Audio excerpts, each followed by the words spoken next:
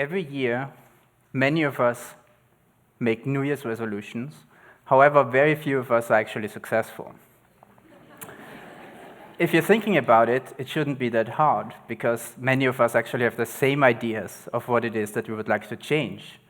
Many of us want to eat better, so make fruit and vegetables part of your diet. How hard can it be? If you want to exercise more, find time in your calendar. So why is it that we fail at these supposedly quite simple tasks? I would like to suggest that we fail because essentially we have two selves. We have the present self on one side. Basically that's us, who we are right now. And then we have the future self, who we wish to become. The problem is the present self is much stronger. However, I would like to share an idea with you today to trying to suggest a way to actually make that outcome disappear. So when we're thinking about the problem between the present self and the future self, what we're seeing is that those two are disconnected. But that doesn't really mean that we cannot see ourselves in the future as being more successful. In fact, we see ourselves as much more virtuous in the future than we really are. So we have no difficulty seeing ourselves as being slimmer, exercising more, going to the gym, eating in a much healthier way. The problem, of course, is that that's the future, and we live in the present. And in the present self is much stronger and more powerful.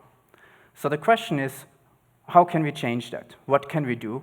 How can we make the future self win this confrontation?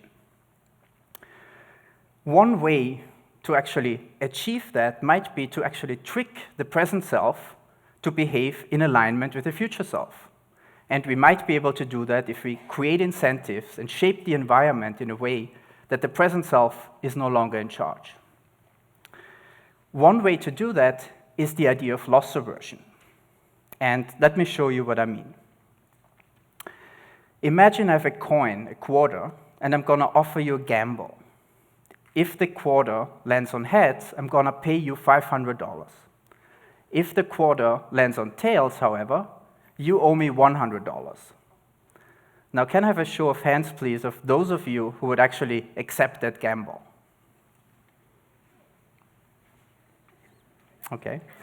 Now let's do a variation of that. Let's change it around that if it lands on heads, I'm going to offer you $101. If the coin lands on tails, you owe me $100. Can I have a show of hands again? Okay, so if you looked around, what you noticed is that the second time, fewer people actually raised their hands. Now, if you're thinking about it in terms of expectations, the expected gains were still exceeding the expected losses in both of these situations. But for some reason, the gambles were not hugely attractive to us. And the reason why is exactly this reason of loss aversion. The idea is that we enjoy avoiding losses much more than we enjoy gains. And so my colleague, Winchi, and I were trying to design an intervention program in order to help people make better food decisions, better eating decisions, using that very principle. And so we thought, what would be a good sample to test our ideas on? And we thought, well, ideally we want people with, let's say, less than stellar and optimal eating habits. And so we thought, and then we realized we actually at the university, and students might be just perfect. And so here's what we did. We essentially recruited 150 UCR students and randomly assigned them to one of three programs. Now, in the first program, which we called Free Fruit, people were invited to come to our office for 2 weeks, and every day they had the chance to actually collect fresh fruit from us for no charge. The second program that we offered was a program that we called Pay You to Come. So not only did students actually receive free fruit, but we also paid them $1 whenever they showed up. So over the 2-week period, there were 10 of those occasions, 10 business days where people can actually collect their fruit. And in total, that means that they could basically earn $10. Now, the final program, which we call Pay If You Miss, implements this idea of loss aversion. And so here, rather than paying people every time they come to our office, we actually tweaked the incentive such that everyone started off with $10. At the very first day, students received $10 from us, and they were told, look, you can keep the entire $10 if you show up for 10 times on every day and actually collect the fruit. However, if you miss a day, you need to repay us $1. If you miss 2 days, you need to repay us $2, and so on. So if you think about the last two programs, Pay If You Miss and Pay You to Come, then the potential financial rewards are exactly the same, $10. However, the second program uses this loss aversion idea. Because of the prepayment, the assumption is that because you are reluctant to return the money because of loss aversion, this should motivate you and make it more likely for you to actually come to our office and eat the fruit. Now let's see what happens. So here's the data for the first 2 weeks, and you can see over the 10 days how many people actually showed up in our office in the various programs. Now, two things stand out. The top line is actually the loss aversion program, Pay If You Miss. First of all, this program was most successful in activating people and recruiting people to actually come by. And second, this program was continuously the best program, so it outperformed the other two programs. Now, if you're thinking about it, there's one more test that we could and should do, and that is basically a more stringent test. What happens if we don't pay people? What if we fade out the payments? So at the very end of the 2-week period, we basically told people, look, we're going to extend the programs for another 2 weeks. However, now we're not going to pay you. All you get is free fruit. And let's see what happens. So first of all,